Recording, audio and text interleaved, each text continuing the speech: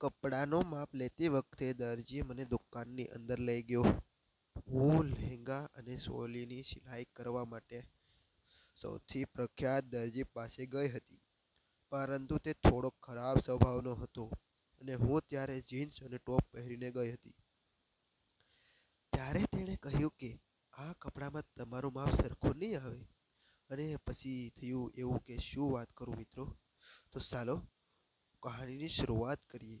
એ પહેલાં તમે વિડીયો પર નવા હોય તો વિડીયોને લાઇક અને ચેનલને સબસ્ક્રાઈબ કરી દેજો અને પોતાના મિત્રોને શેર મારી દેજો.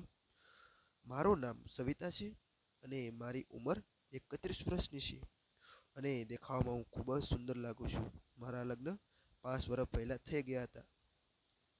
મને નવા નવા અનુભવ ગમે છે. ગયા વર્ષે દિવાળી પછી મારા એક સંબંધીના લગ્ન હતા અને એક કાર્યક્રમનું આયોજન કરવામાં આવ્યું હતું, જેમાં મારે લહેંગા અને ચોલી પહેરીને ડાન્સ કરવાનો હતો.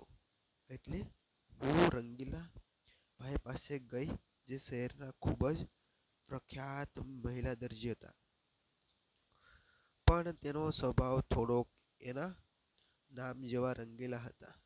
બીજા દિવસે હું બપોરે રંગીલા ભાઈની ત્યાં દુકાને ગઈ. તેની દુકાન મોટી હતી અને ત્યાં ઘણા કારીગરો કામ કરતા હતા. જ્યારે હું ત્યાં ગઈ ત્યારે દુકાનમાં લંચનો સમય હતો, એટલે બધા લંચ માટે જતા રહ્યા હતા. મેં એ વખતે શર્ટ જીન્સ પહેરેલું હતું. મેં રંગીલા ભાઈને લહેંગા અને ચોલીની સ્ટીક કરવા કહ્યું. આના પર રંગીલા ભાઈએ મારી સામે જોઈને અને કહ્યું કે આ કપડામાં લહેંગા અને ચોલીનું માપ સાઈઝ સરખી ન આવે. માપ લેવા માટે એને મને ડ્રાય રૂમમાં બેસવા કહ્યું અને હું અંદર એક ડ્રાય રૂમમાં ગઈ. એ રૂમમાં એક લાંબો સોફો હતો. થોડી વાર પછી મને શટર પડવાનો અવાજ આવ્યો અને બીજી ક્ષણે રંગીલાભાઈ રૂમમાં આવ્યા. રંગીલાભાઈ 30 થી 32 વર્ષના હતા. પછી તેને પૂછ્યું, તમારે કેવા પ્રકારના લહેંગા અને ચોલી બનાવવા છે? ત્યારે મેં કહ્યું, એકદમ ફિટ અને જોરદાર, જેવા મને કોઈ જોવે તો જોઈને મારા દીવાના થઈ જાય. અને એ સમજી ગયા કે અને હવે મારી સામે સ્માઇલ સાથે જોવા લઈ ગયા અને મેં પણ તેની સામે આંખ બંધ કરીને માપ લેવાનો ઈશારો આપી દીધો. ત્યારે એને મને કીધું કે આ શર્ટના લીધે બરાબર માપ આવતું નથી.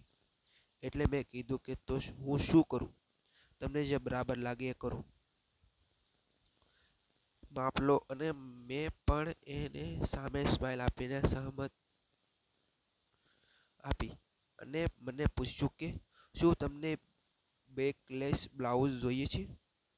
ત્યારે મેં હા પાડી. તેણે આંખોથી હવે મોટા મોટા બમ્પ જોવાનું શરૂ કર્યું અને પછી તેણે 9 ઇંચની ટેપ વડે માપવાનું શરૂ કર્યું અને પછી એણે મારા એવું માપ લીધું કે મજા પડી ગઈ. અને જો કહાનીનો આગળનો ભાગ તમે જાણવા માંગતા હોય તો વિડીયોને લાઇક અને ચેનલને સબસ્ક્રાઈબ જરૂર કરી દેજો મિત્રો. અને ફરી મળીશું એક નવા વિડીયોમાં. ત્યાં સુધી આવજો મિત્રો. અને વિડીયો પૂરેપૂરો જોવા બદલ તમારો દિલથી આભાર. અને તમારા ગુજરાતી ભાઈને સબસ્ક્રાઈબ કરવાનું ભૂલતા નહીં.